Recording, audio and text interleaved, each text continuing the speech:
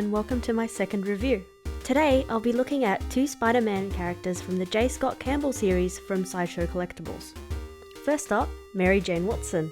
Known as the quintessential girl next door, Mary Jane is one of the iconic women in the Spider-Man series and next to Gwen Stacy, one of Spider-Man's primary love interests. Looking at the box, we have a really nice web design and washed out colour palette. There are no windows showing the item, but this is pretty standard for polystone since it's typically encased in polystyrene, therefore not much to see. There is the artwork which the statue is based on, faded version on one side, Spider-Man symbol on the back and web right around. On the top we have Campbell collection and on the bottom we have the typical information and the edition number. Overall, the box is really effective. I really like the colour scheme and the graphics that they've chosen are really good. Now, let's have a closer look at her out of the box. Mary Jane's pose is quite seductive. Extended neck, looking over her right shoulder through left swept bangs. Spider-Man suit over the top of her back and stretched down her arms, which are pushing her breasts together. It's very much a look of temptation. Coupled with the fact that she's kneeling on an ottoman, it further pushes that girl next door pin-up look that I personally love. Starting with a close-up of her arms and midsection, the initial look at her paint is really good. There's shading on her skin, on the folds of her shirt and the Spidey top, and the lines are quite sharp for something that would have been done by hand. The only thing that bothers me on this section is the painted lines for the web on the Spidey outfit. The fact that it's just painted onto her shirt and skin looks really odd close up, but from a distance it doesn't stick out so much, so it's bearable. Her hands are another spot where there has been some paint issues. There is a little bit of paint bleed onto the shirt sleeve. The front section has heavy shading to emphasize her curvaceous body, and the shirt she wears exposes the slightest part of her midriff. The fact that she's kneeling was a big selling point for me. On both sides she has her thumb sticking out, further stretching the Spidey costume. This is such a minor detail, but it's really cool that they've gone to this level of detail of thought on her pose.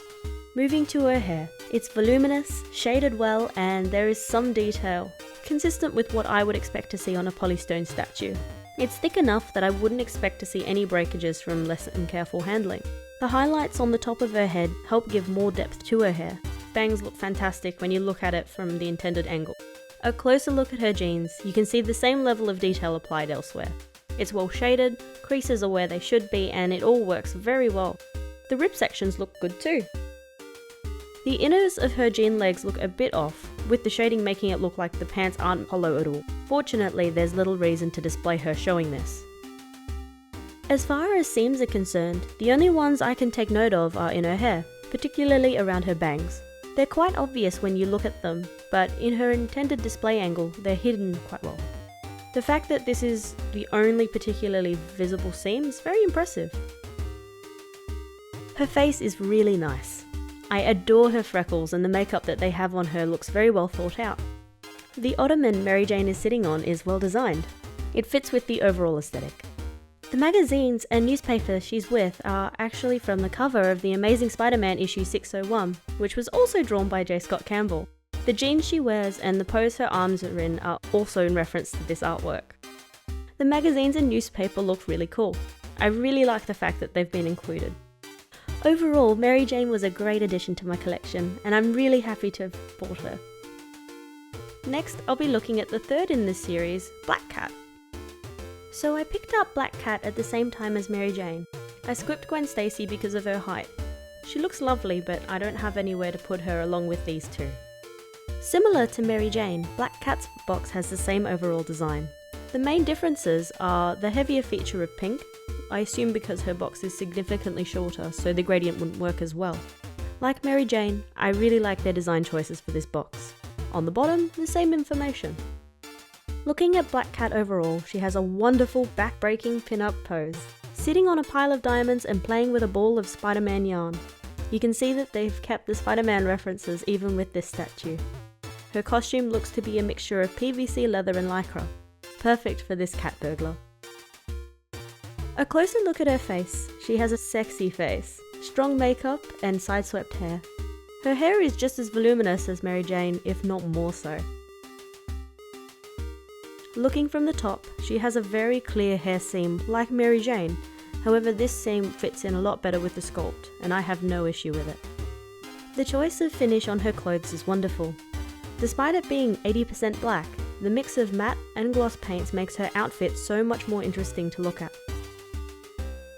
They've given her knee-high boots and elbow-length gloves with claws, and a gloss underbust corset to boot.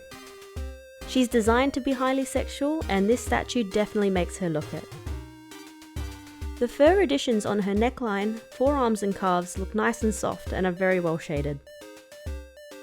Similar to Mary Jane, her arms are posed in a way that push her breasts together.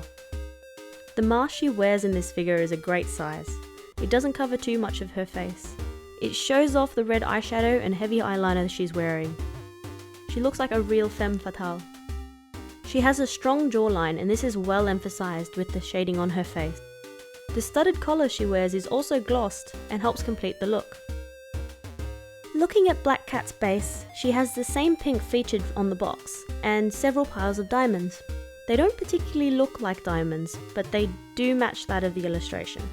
They have a good sparkle, and it breaks up the black of her costume really well.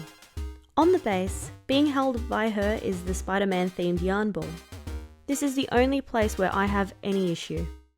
I dislike the fact that the bit of yarn coming off the ball is just a part of the base's print. I would have much rathered it be sculpted as well. Her long pointed fingers feature a bit of paint bleed, but from a distance it's not particularly noticeable. Comparing Black Cat with her artwork, they've done a fantastic job. They've matched up the creases in her clothes and the shading on her skin.